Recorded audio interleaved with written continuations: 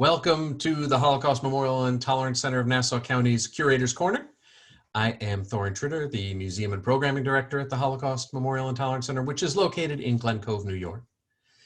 This online program, as many of you know, is part of a regular series that we launched as a way to share information about objects in our museum's collection at a time when our building was closed due to the corona crisis. I'm happy to say our building has reopened, but we continue to offer these online programs because of continuing concerns about corona and people coming into public spaces. But our building is open. If you come or if you're interested in coming and seeing our exhibition, I encourage you to reach out in advance and just make a reservation. That way we can assure spacing in our galleries. One more comment before I launch today into my topic. As I always like to do, I will encourage you to use the Q&A feature of Zoom to enter any questions that come up while I'm giving my presentation, and I will make time to answer them at the end. Okay, as many of you know, this is Women's History Month. March is Women's History Month. And so my 4 Curators' Corners this month all are focusing on 4 items in our collection that are connected to the stories of 4 women that we try and convey in our gallery. Today, as a way to kick off Women's History Month, I'm focusing on the story of Sabina Ghitman, whose childhood photograph we include in our opening gallery. Sabina was born, as you can see, to a German Jewish family on March 14th, 1913. So we're coming up towards when her birthday would have been. Her photograph, however, is not the key document that I want to talk about this morning or this afternoon. Instead, I want to talk about this item that stands in our second gallery. A 1941 letter encouraging Sabina, who was a 28-year-old adult by then, to purchase steamship tickets to travel to Belgium, from Belgium to the United States. And let me here say a word of special thanks to Suzanne Germain, the niece of Sabina Ghitman, who shared a great deal of her family's history with me and took a lot of time to talk with me in preparation for this program. Here's the letter as it's displayed with passports and other immigration documents in our gallery. It's not a particular eye-catching part of our exhibition, just papers, and yet the issues connected to these papers are important to understanding why it was so hard for Jews to get out of Europe and escape the Holocaust. Let's look closely at the letter. As you can see here, the letter is sent from the US State Department's Foreign Service, but in particular from the American Consulate General in Antwerp, in Belgium, on June 10th, 1941. And it was sent to John Barron, a man living in Brooklyn. The date and the location, I think, are actually pretty important. As you may recall, the Nazis attacked Poland on September 1st, 1939, and initially focused their efforts in the east. Belgium chose to remain neutral after the outbreak of the war. But on May 10th, 1940, Nazi Germany switched its focus to the west and launched its attack at the Netherlands, Belgium, Luxembourg, and France. The speed of the Nazi attack was unprecedented. The Netherlands surrendered in 5 days. Belgium didn't hold out much longer when King Leopold surrendered after only 18 days on May 28th, notably without any consultation with the government, the Belgian government. With Belgium and the Netherlands taken care of, the Nazis went on to the larger goal of capturing France, which surrendered less than a month later on June 22nd, 1940.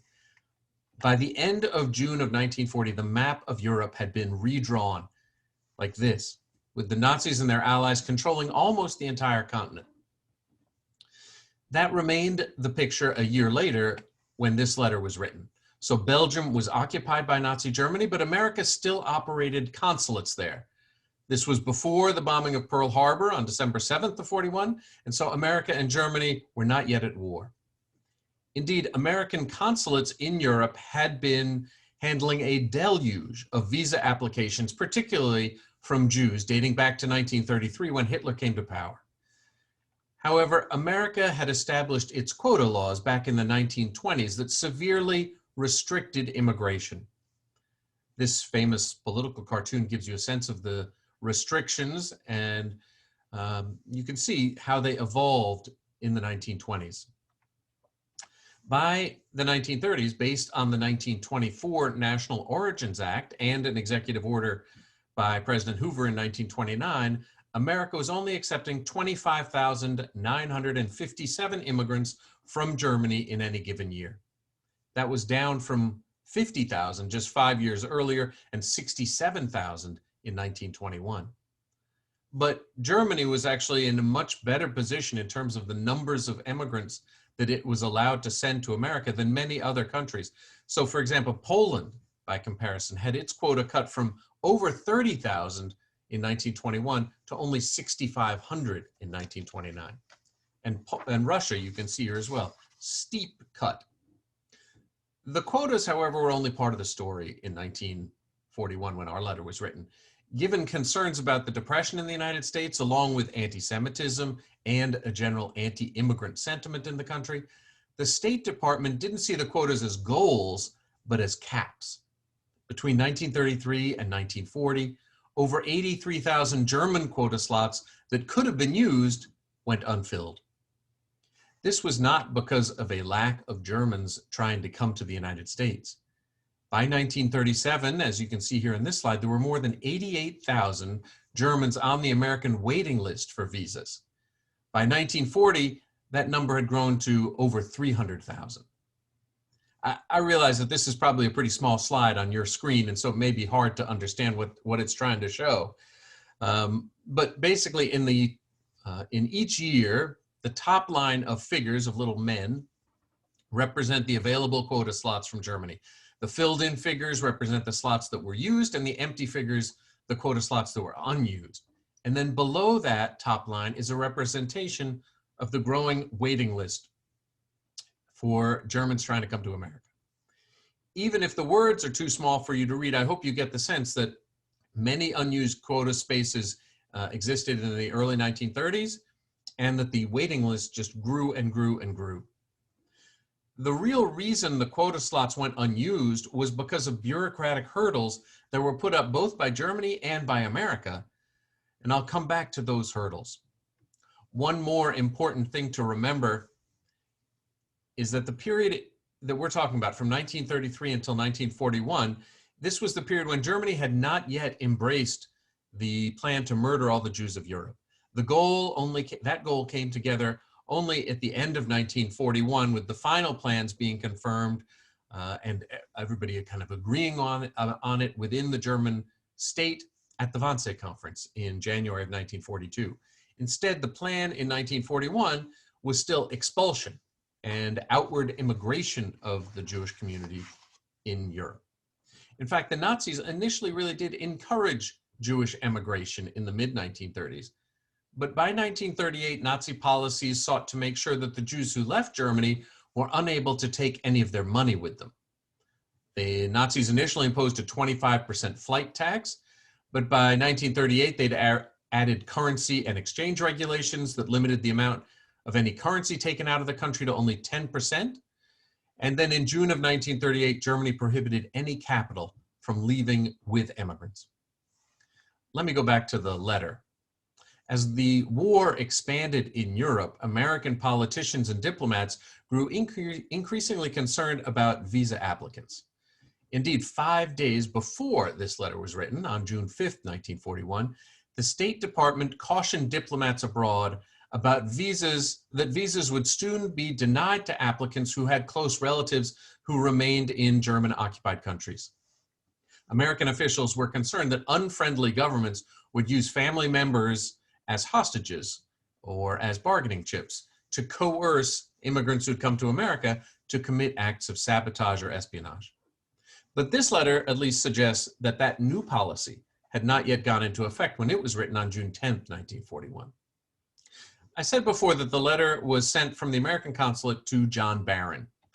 But as I also said, the letter is really for Sabina Ghitman, who was trying to get out of Belgium and make it to the United States.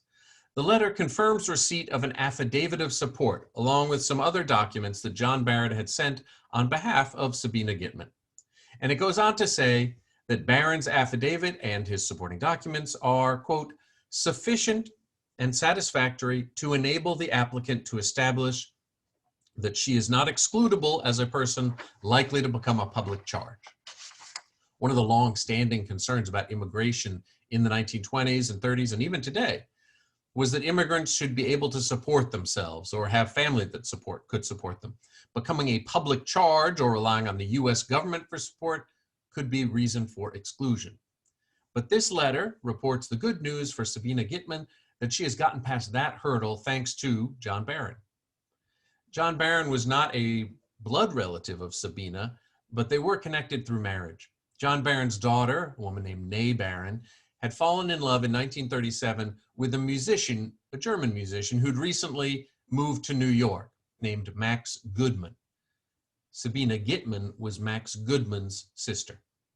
So Max's father-in-law, John Barron, was working in 1941 to help Max's sister, Sabina Ghitman, get out of Nazi-controlled Europe. So Max Goodman was the kind of guy in the middle of this story. In the 1930s, Max was a well-known jazz musician in Europe, but he'd actually been born in New York in 1907 during a short window of time when his German parents had moved to New York before deciding that America was really not where they wanted to live, and they moved back to the United States. But in that short period that they were living in New York, Max Goodman was born, and Goodman was actually the name they used as the anglicized version of the German name Ghitman. And the fact that Max Goodman had been born in America meant that he had an American passport in 1937, and thus was able to get out of Germany and move to the United States in that period before the outbreak of World War I. The family story says that in 1937, while Max was performing as a jazz musician in Holland, his mother gave him a call and told him he should not come back to Germany.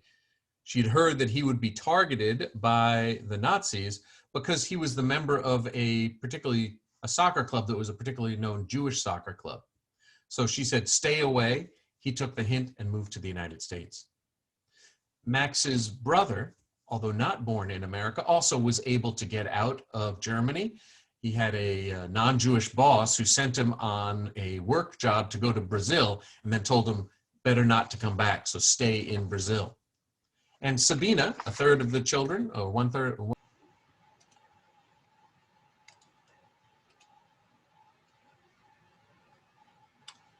Well, I'm very sorry about that. Let's see if we can get everybody back. Oh, I guess you guys didn't go anywhere. We had another hiccup on our end. I'm very sorry about that. Hopefully we can get through this program without our internet failing again. Let me continue where I left off. Sabina, one of the other children, was also able to get out of Germany. She found a way to get to Belgium. But the fourth member, the fourth child in the family, Berta, and Max Goodman and Sabina Ghitman's parents, they all stayed in Germany and were victims of the Nazis. We actually have a photograph of Max Goodman. Let's see if we can pull it up there. There we go. As part of his band in the early 1930s. Max is the guy who's second from the right. So there's Max Goodman. By the time our letter was written, in 1941, Sabina Ghitman had been in Belgium for a couple of years. After the fall of France in June of 1940, she had actually started working from Belgium with the French resistance, but she was still trying to get out of Europe. Let me go back to what the letter says. Oops, there we go. It says, since steamship reservations are difficult, if not impossible to obtain, it has been suggested to the above-mentioned applicant that she should take immediate steps towards obtaining a definite reservation on a specified steamship for a scheduled sailing. This is news that I think anyone would have wanted to hear, an encouragement to go get a steamship ticket. It seemed like she was getting the green light to depart. However, there are hints in the letter of more difficulties. Not only are steamship reservations, as the letter says, difficult if not impossible to obtain, but the letter also points out a timing issue. The letter says that visas may not be issued for periods exceeding 4 months. So if Sabina was given a visa and she couldn't get a ticket on a steamer until 4 months later, or the steamer was somehow delayed for a period of 4 months, then the visa would become invalid and she would need to restart her application. That concern was no doubt why the consulate mentioned the need to get the steamship ticket before they approved any visa. But there were certainly other cases where some last-minute change or delay with the steamship company meant the invalidation of a person's visa. The letter adds one other caveat. It says, quota visas, like the one Sabina was applying for, were only issued when it appears reasonably certain that the person to whom such a visa is issued will be able to proceed to the United States within the validity of the visa, within 4 months. So the letter makes clear, no ticket, no visa. So what initially might seem like a pretty optimistic letter with the encouragement to purchase a steamship ticket turns out to be a letter clarifying that there is one more step needed before any visa can be considered. And here maybe I should go back and give you a sense of the other steps Sabina Ghitman had already taken before getting to this point. The Nazis had shifted, when the Nazis shifted to make it more difficult for Germans to take any of their assets with them when they departed Germany, they'd also created what had become by 1941 a significant set of bureaucratic hurdles to emigration. After 1937, Jews needed these 12 different documents from German authorities to leave Germany. And we're talking not just about filling out 12 forms, but you need to get the form, pull the information together that's used for that form, perhaps visit the office for some clarification, submit the form, potentially correct any mistakes, and make sure that all of it could be done in a timely manner. I recently had to buy a new car, and I think of the pressure or the challenges of just going to the Department of Motor Vehicles and getting all those things taken care of. That's just in my language and a pretty painless process, and yet that's a pain. And so to go through 12 documents all to get out of Germany seems like this was a really significant way to slow down outward migration and to make sure that all the Jews who were leaving their assets in Germany. And then there was the American side of the bureaucracy. One of the classic books on American immigration policies during this period, written by a guy named David Wyman in 1968, was entitled Paper Walls, to suggest the barriers that America had put up. In addition to the 12 documents needed by the German government, America required another 15 documents, including, down at the bottom, the last hurdle, proof of a booked passage on a steamship. The letter in our exhibition shows that Sabina had gotten through all of the other hurdles and was down to that last one. But time ran out for Sabina. In July of 1941, just a few weeks after this letter was written, even though America and Germany were not yet at war, America closed its consulates in Nazi-occupied Europe and ended the processing of visas. Even though Sabina had jumped through 26 out of the 27 hurdles, she had not been able to get the visa approved. 1 year later, the Nazis began rounding up the Jews of Belgium, including Sabina Ghitman, bringing them to the Mechelin transit camp that was established midway between Antwerp and Brussels in a former army facility, the Dosen Barracks. And as more Jews were brought to this transit camp, those who had been detained there earlier were deported eastward. Between August 4th of 1942 and the end of July of 1944, a total of 28 trains left Mechelin for Poland, carrying almost 25,000 Jews, most of them going to Auschwitz. On the 14th transport, which left Belgium on October 24th, 1942, Sabina Ghitman, who the Germans recorded was originally born in Wandsbek, Germany, just outside of Hamburg, but who they labeled as stateless in 1942 because of the Germans' Nuremberg laws that annulled her citizenship. She's listed as going on this 14th transport. Whether she was killed immediately upon entering Auschwitz or was initially put to work, we don't know. We only know that she did not survive the war. Dorothy Thompson, the journalist and radio broadcaster who interviewed Adolf Hitler in 1931 and then was the first journalist to be kicked out of Germany by the Nazis, wrote in 1938, It is a fantastic commentary on the inhumanity of our times, that for thousands and thousands of people, a piece of paper with a stamp on it is the difference between life and death. The letter from the American consulate in Belgium about Sabina Ghitman, along with the other documents in our display, are a reminder of how right Dorothy Thompson was. Sabina was missing one final paper with a stamp on it, but that omission was a death sentence for no other reason than she was Jewish. I will stop there. Let me once again thank Suzanne Germain for donating this letter and other materials to our museum and for sharing the story with me about her father, Max, and her aunt, Sabina. If you have questions, please type them into the Q&A box and I'll do what I can to answer them. Let me take the opportunity to remind you of some other virtual programs that we have coming up. Next Tuesday, March 9th at 6:30, we're holding the second program in our series on the Catskills on the big and small screen. We'll be showing the 1987 film Sweet Lorraine, which will be followed by comments from our scholar in residence, Dr. Linda Burkhardt, who will talk about the accuracy of the film, discuss the popular image of the Catskills, and answer any questions you have. And then next Wednesday, March 10th, I'll be back for my next Curator's Corner, again, for Women's History Month, talking about a woman, in this case, Charlotte Gilman, a survivor who we have in a large photograph in our first gallery, but who recently passed away. And on Sunday, March 14th, one more program to mention, I hope you'll join us for our monthly Sunday with Survivors program. This month, Ruth Rachel Mermelstein will share her testimony and answer your questions. You can find a full list of our programs on our website at www.hmtcli.org under the Events tab. And please, if you'd also go to our website and click on the Give Now button to support our online programming.